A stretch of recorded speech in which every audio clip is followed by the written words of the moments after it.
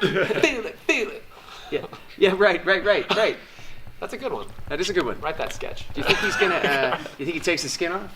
Anyway, on that note, let the circus begin. Do we have to talk louder and to get... Yeah, I mean, you don't have to shout. it's not like being in a stage play. Use your outside voice, not your inside voice. Okay. Fill the space. Okay, is everyone ready? Everyone all rolling? All good? Yep. Guys, okay, I guess kicking off with the generic and obvious one, are you enjoying yourselves at Comic-Con? What do you guys love about events like this? Yes. Go for it, Ricco. Oh man, yeah, sorry. That was incredible. I wish you guys had a camera that could see all their beautiful faces all like just ladder out. Who's gonna talk first? Yeah, well, let me tell you, hi, I'm Ricco Fajardo, by the way. I've been having a great time here at MCM London Comic-Con. It's my first time in London, so your breakfast, by the way, superior to America, and I've been in America my whole life, so I know. I've been around. You talking the traditional English breakfast? Did you have that? I just had the regular breakfast that was in the hotel. Side note. Anyway, I'll put a pin in that because we need to talk about that later about where to go. But yes, having a great time here at the Comic-Con. What a lovely venue, and everyone's been really sweet and super energetic. Learning about the cues. It's a cue. It's not a line. That's correct. Different. Just turn. Words. The same words is good. But yeah, the fans have been super hype for My Hero Academia, the new season coming up, and it's just really nice to go to another country and meet fans who are just as hype as my American comrades, just with a slight accent. And that's all it is. It's like, are you ready for season 4? Yeah. I'm like, yes, I'm ready for season 4. Ricco, according to them, we have the accent, though. Yeah, we all have accents. Yeah, I'm just Accents saying. are sexy. That's what I meant. Accents are sexy. But yes. Oh, here we go. Hashtag not all. Hashtag. Yeah. I don't know if any of us even need to speak after that. I mean, that was Ricco- such a We thorough. handily sorry. encompassed our reactions, I think. Ricco, It is nice thorough. to get a ticket overseas and see a new place, a new country. It's awesome, and to realize that you're appreciated, wherever that may be. Yeah. In this case, in London. Definitely. So, I'll add- cheers to that. I love any judgment-free zone for a bunch of nerds to get together. That warms my heart. Well put, my friend. Well put. Love geeking out with others. Definitely. Yeah, I would also say that in my experience, the fans here are a lot more polite Yes. respectful than back home. Londoners, so polite. Yeah, so we appreciate that.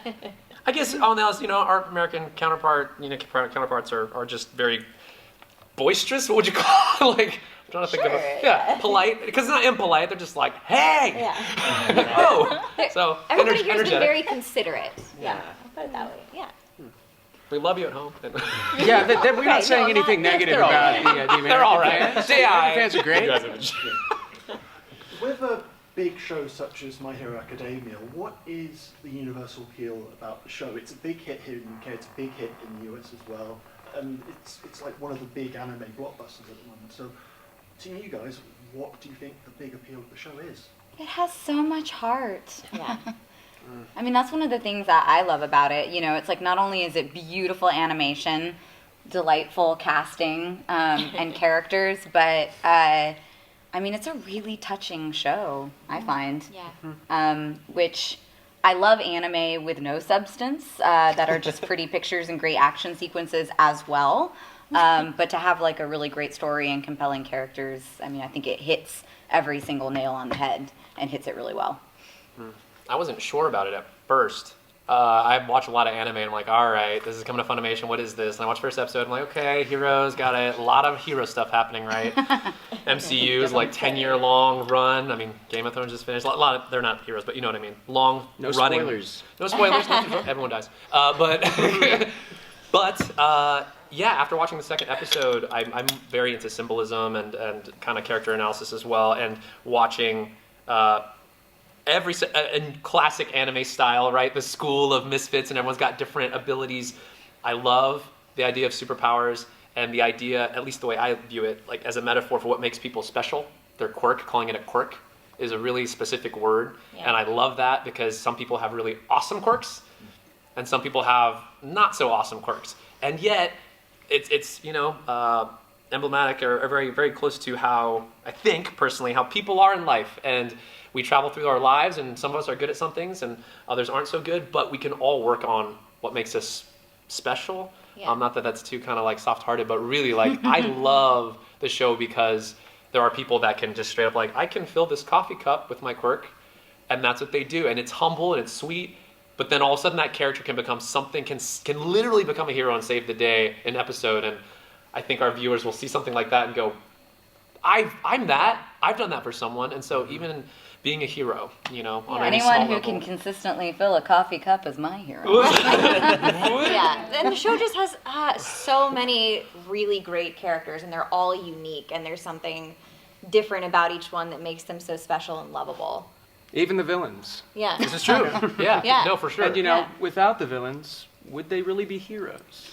well, like Don't we what's, kind of Yeah. anyway? oh man, That's I just want to last time, like, philosophize what a hero is. like what being a hero is. Yeah. I did. Like Bakugo, is Bakugo really? Because I keep thinking he could switch over to our team Right. very easily, and Cliff really insists that is not even possible. That's I'm like, man, but you seem pretty irritated all the time, like more than my dude does. He's actually soft, you know, like he's like a porcupine. Right. little On the hedgehog. inside, right. He's Once like, you get to the gooey center, He's actually like, okay, if you gooey could rub my porcupine? little if you I think he would love this characterization of Yes. his Cliff is a characterization. gooey Yeah. porcupine, guys. Yeah. Let it be said. For sure. Yeah, even his hair is like it. So But something to be That's said about right. the villains, but really, like they all have body. It's not where they're just pigeonholed as like, you know, They're not caricatures. the reason No. the Right. reason that they are villains, like they're heroes in their own mind, I think. You know, Yeah. and they also have an ensemble of friends and comrades that believe a thing. Not to, I don't It's know how a to get little more effed up, I think. a little more, but like it's hard to not talk about the story because I don't know who's gonna watch this. But anyway, like with Stain and everything, like some people are like, yes, that guy, and the people that rally behind this one character, villains and heroes alike. You're like, whoa, who's this dude who's like drawing this very specific group of people? And then of course All Might, who's like, yes, you know, I am here, and you're like, oh yeah, that I want to be like that, and of course that draws its own crowd. I've never played a villain with, you know, massive facial scarring that is a bad guy that fans have reacted so positively Yeah. to. It's so strange. And- Dobby's or pretty even think sexy. that he's like really sexy, and I'm like, this man has scars all over him. But But you're into it. yeah, okay, You love it. great. And honestly, I think I've only seen one male cosplayer of Dobby. I've seen tons of female cosplayers. Yeah. There's something to be. Anyway, for what it's worth. Something to I have seen no male Midnight cosplayers. I have not either. That will be a brave individual. Indeed. Fans will be really, really excited about the new season coming up. I'm curious, just overall, sort of tonally, because you know each season kind of brings something new, takes in different directions. What can fans overall expect from season 4? I'm like so red ahead, guys. Aaron, please. But I can can't you, even look how at much are you allowed to say? I mean, Yeah, you just have to keep it vague. like really vague. This is like, Yeah. thank goodness for shows like Game of Thrones and the MC universe to teach us how to not say spoilers, but talk Right. about everything around it. I'm like, I don't think it teaches everyone. yeah, you're right. I went through my news feed the day after and immediately just a headline. I'm like, great, Ah, thank you so much. Yeah. There's a giant detail I now know. Anyway, so do it, but keep it. I'm trying to. I'm Aaron, can you open up for us? Yeah, I think there's little small morals that come up in each season, and I think maybe the one that's coming up is going to be something along the lines of like, it's not what you're given, it's like what you make of what you have. I think we're going to get a lot more of that sort of idea coming up. That's pretty vague. That's But big, but please. concise. Yeah. Oh no, Yeah. I meant that as a compliment. I hope that was understood. yeah, he's a cute little bow. Hi guys. Hey. With the anime being such a success in Japan, is there anything like really challenging or really daunting about encapsulating these quite large characters in a new way? And if there is, what's the scariest thing about that? No fear. No Super fear. excited. Yeah. Like to me personally, it's a delight to get a chance to hear, you know, our Japanese counterparts, like give it their heart and how inspiring and it feels, you know, you get jazzed, man, when you see someone swinging for Yeah. the fences when it comes to a scene. But no intimidation. Just it's us getting to take a crack. It's like, you know, play. Like, you know, you get to do it again just because you know what happens that Romeo and Juliet die in the end. Sorry, spoilers. But truly, it's the playing of it, and so what a delight that we get the opportunity to do that. See, Yeah, I keep it a but- mystery when I record. I don't like to. You don't- I don't like to know what's going to happen. You don't know that Dobby dies? I honest. I'm kidding. I'm joking. Making jokes. Wow. Not Sorry, funny. bro. Wow. Totally Not joking. funny. I know. No, I get it. You actually, you got me. No, for real. He's acting. I die all the time, and Right. Inside. no, not just that. I mean, literally, last year on television, I died in every show that was shot within the central Texas corridor. That every network television show Can we except for montage one. it? I want to montage it. And the other one that didn't get that I didn't die in got canceled. So Oh man.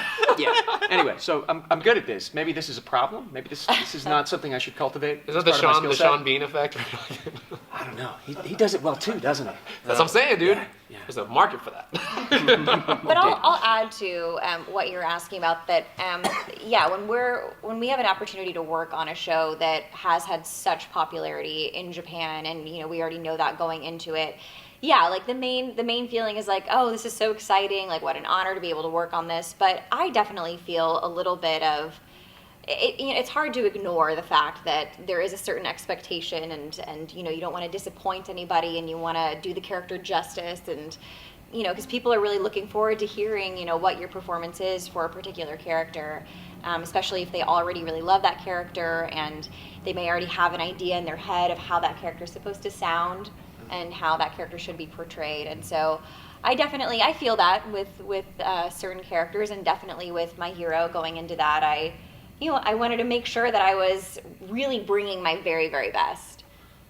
So it's a good amount of pressure. It's not like anxiety or anything, but Yeah. yeah, just enough to make you really give your best. As voice actors, do you have any routine, like daily routines before you go in to not shoot but record? And like technically in comparison to like emotionally as an actor? Ricco. I'll go.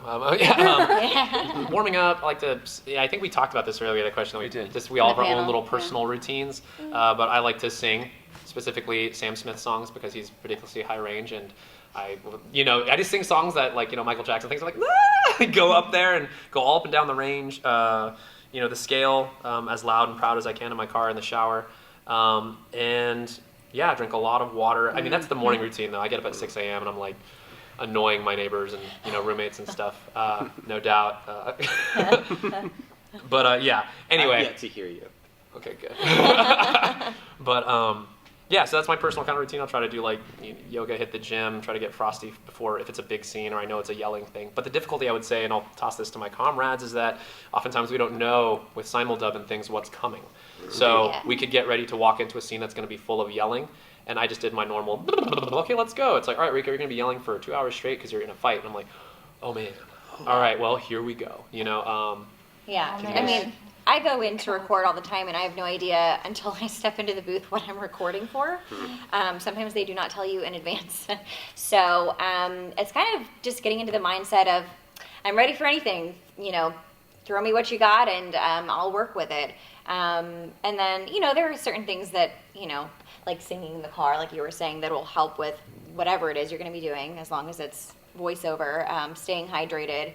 I was talking about earlier how I have to consciously remind myself to drink water before a recording session because I generally am kind of bad about staying hydrated, which is very important when it comes to doing voiceover, obviously. Yeah, I know.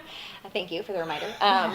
Yeah, so try to drink a lot before a session. Yeah, singing in the car along with the radio.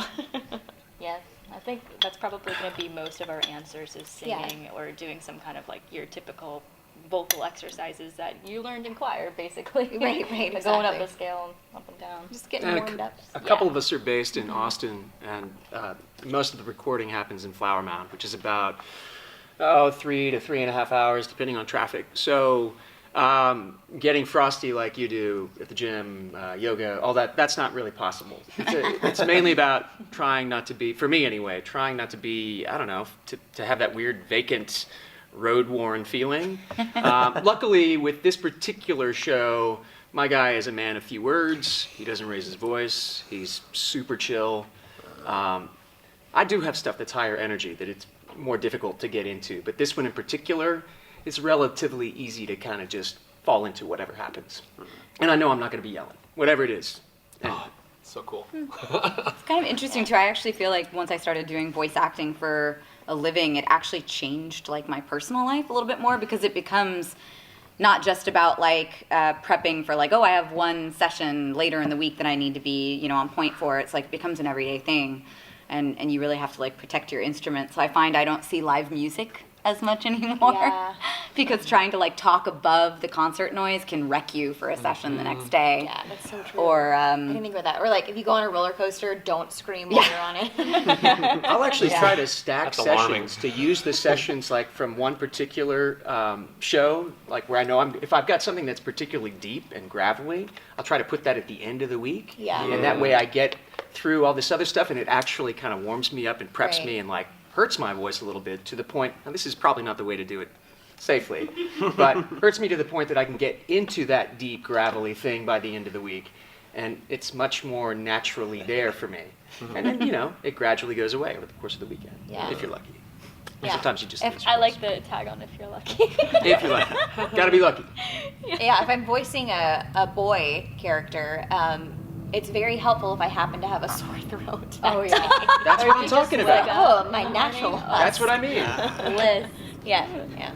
There, Aside from making yourselves ill, you put such a beautiful bow before on season 4 with talking about how it's about, you know, the moral being it's kind of being grateful for what you have. I think it'd be really interesting to hear from each of you what you're most grateful about with your character, what it is that you find most interesting or fun about them. oh man, I've read ahead. I legitimately get emotional about it. And it's so cliche to say that, especially being an actor. But you guys know how it is when there's something really special to you and you read about it, and you identify with the character. I think it's when I got cast as my character, his name's Mirio in My Hero Academia. Colleen was like, "Oh, it's just you," and I thought that was just such the most lovely praise I could ever receive from someone.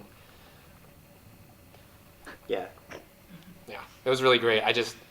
It's hard. I can't talk about it because it's that character. You gotta discover him. But it's a journey, man. And I like resonate. If you're lucky and you're an actor and you get a role that like you don't have to work for. Do you know what I mean? You're like, oh, this is just. I know exactly who I know this is. exactly where this is. I don't have to go practice anything. It is in the pocket and I'm ready to go. Colleen was like, yeah, let's just make our job easy and just cast you as this. And I was like, wow, you think that of me. That's beautiful. I'm so humbled at that. Because it's a wonderful journey that the character goes through. So, yeah. Yeah. I don't know what my journey holds as Davi, but I definitely feel like I can identify with his scars. Like, and not his external scars, his internal scars. Like, anyway, for what it's worth. Yeah, man. I feel, I identify with him. It's good writing, man. Yeah. It's good writing. Like, you know, I don't know. You guys feel it? You can tell when you act it. Any actors who are watching this at some point, or like, I guess even if you're just a purveyor, a patron of of art, and you when the thing resonates with you, it's when you close the book. You know, you read that chapter of Game of Thrones. You're like, and you're upset for several days because you know the thing happened. It gets in your skin, I think, for all the right reasons. You know. Anyway, it's hard to not talk about it.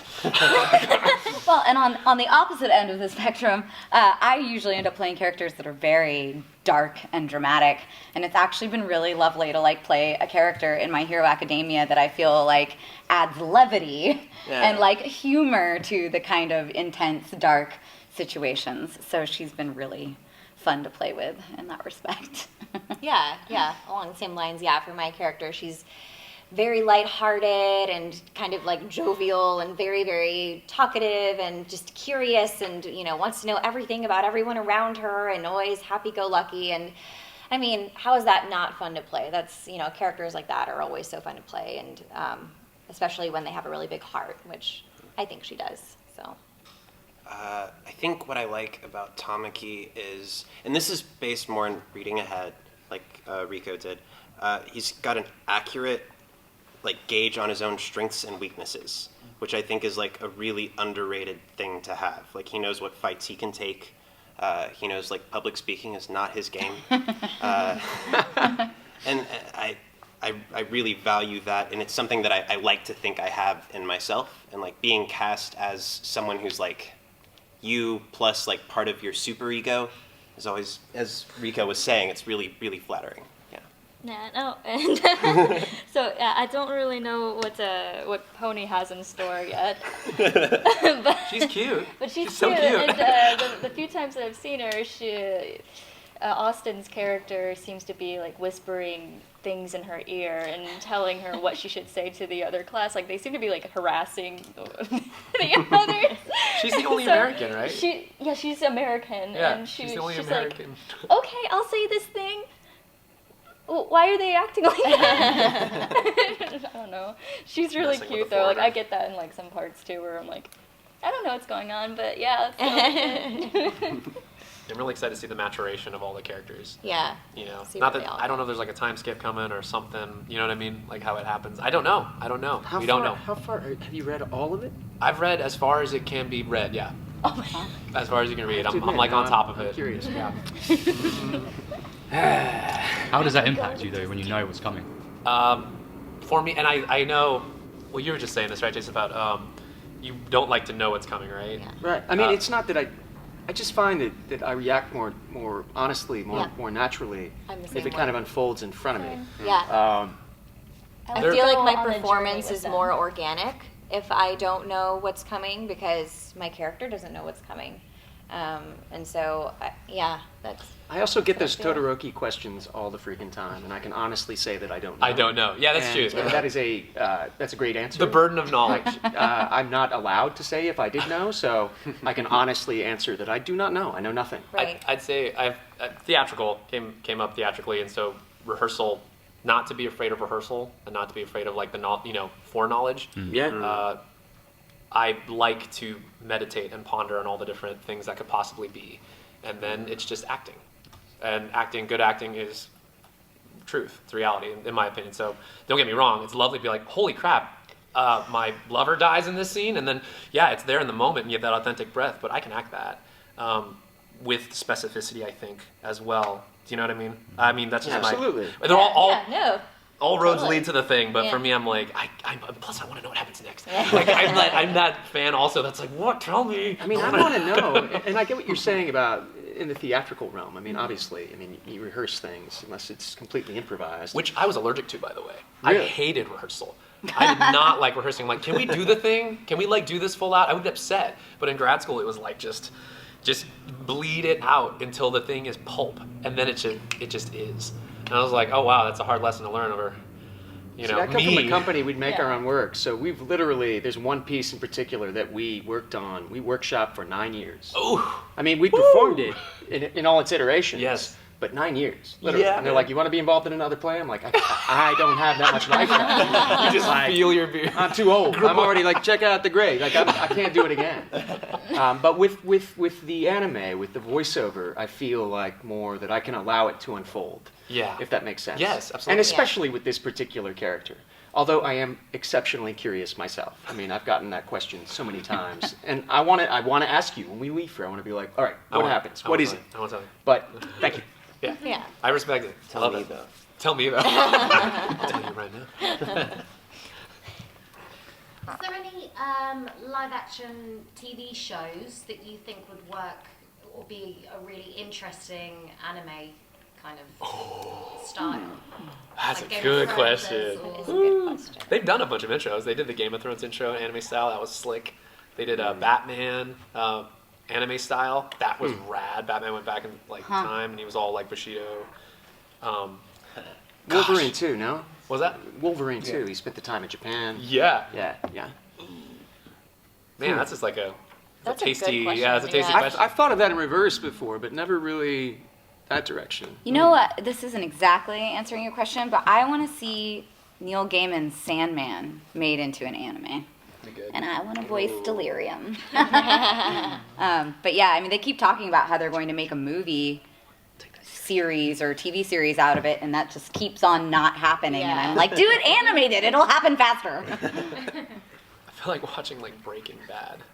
Breaking Bad with anime. Like something straight up. You know what I mean? Like you guys don't feel like that would be Something like Yeah, that would be pretty cool. yeah, with like the intense scenes, like the medium shots of just like I almost Cranston feel just anime Cranston. I feel like Stranger Things could work as an anime. Easily, yes. Absolutely. Yeah. easily. Yeah. Yeah. Yeah, that was. I mean, gosh, we could let our imaginations roar on that one. Yeah. Good question. I mean, you guys have done so well with that. We're going to give you another question that I think fans probably ask you a lot, which is that if you could pick one quirk for yourself in real life, which would you be taking? Does that have to be from the show, or can it just be like a? Any kind of. I mean, if you want to go a la carte, you want to invent a quirk, then go for it. All right. Well, I said this earlier, so I'm gonna be a repetition, repeating Ralph. I want incredible luck, like stupid luck. There's a Marvel character named Longshot who comes from not well known, but I had his trading card as a kid. Well, he's the best luck. He literally, people try to kill him and he just like falls out of the way, things occur. He's like, man, I really need some money right now. A bag of money just appears. Like, that's kind of rad. Gambit's a little like this too, though, isn't he? Isn't the Gambit, character sort Domino? of. Gambit has the kinetic energy, but I'm going to say that's my quirk. What's the just girl from the new? luck. Domino. Yeah, Domino. Yeah. That's right. Yeah. Hey guys, She's not a last power. question. Yes, it Oh, no. Oh, Fine. Sorry. Quick. Okay. So I think the thing that would help me the most in my actual life would be not needing any sleep, not requiring sleep. That's Wow. game breaking. That's Yeah. I would get so much done. I know, right? You get so much done. I'd be so productive. I want to make people smell whatever I want them to. Take that how you will. villain. Are you gonna come up with a new one, or are you? Oh no, I'm on that. I'm Okay. on board. I feel like I want to be able to hop back in time 5 seconds.